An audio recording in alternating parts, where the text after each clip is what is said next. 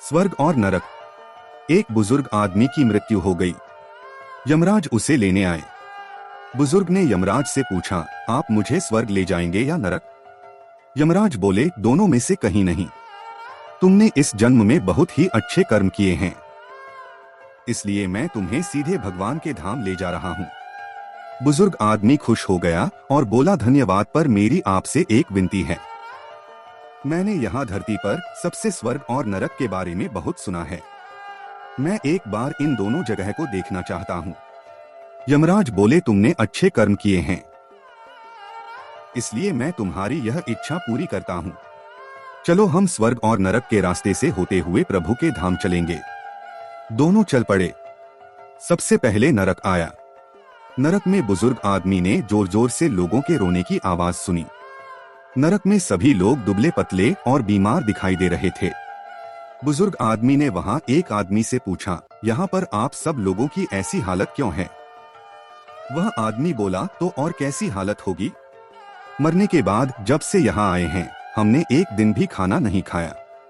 भूख से हमारी आत्माएं तड़प रही है। बुजुर्ग आदमी की नजर एक विशाल पतीले पर पड़ी, जो कि लोगों के कद से करीब 400 फुट ऊंचा होगा। उस पतीले के ऊपर एक विशाल चमचा लटका हुआ था। उस पतीले में से बहुत ही शानदार खुशबू आ रही थी।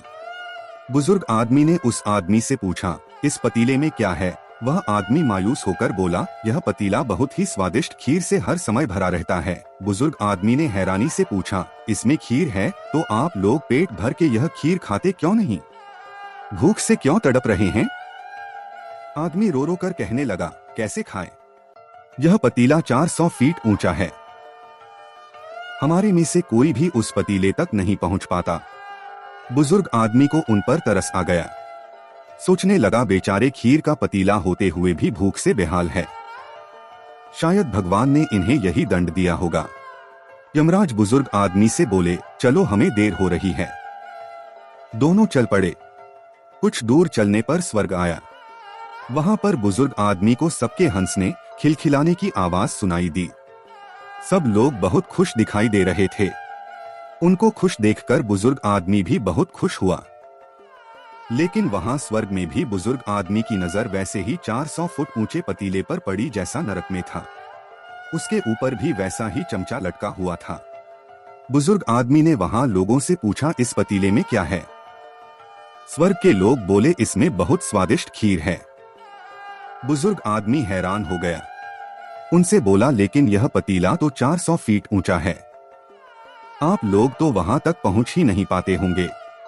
उस हिसाब से तो आप लोगों को खाना मिलता ही नहीं होगा। आप लोग भूख से बेहाल होगे। पर मुझे तो आप सभी इतने खुश लग रहे हो, ऐसा कैसे? लोग बोले, हम तो सभी लोग इस पतीले में से पेट भर के खीर खाते हैं। बुजुर्ग आदमी बोला, लेकिन कैसे? पतीला तो बहुत ऊंचा है। लोग बोले, पतीला ऊंचा है तो क्या हुआ? यहाँ पर कितने सारे पेड़ हैं।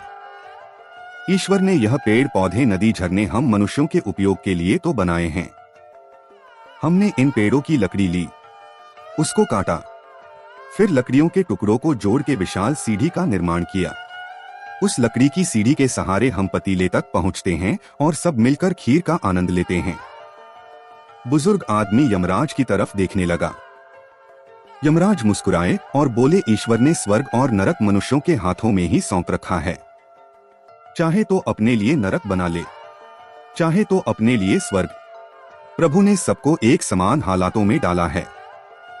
उसके लिए उसके सभी बच्चे एक समान हैं। वह किसी से भेदभाव नहीं करते। वहां नरक में भी पेड़ पौधे सब थे, पर लोग खुद ही आलसी है।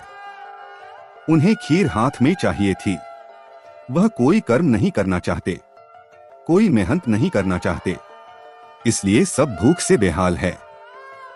यही तो भगवान की बनाई इस दुनिया का नियम है। जो कर्म करेगा, मेहनत करेगा, उसी को मीठा फल खाने को मिलेगा।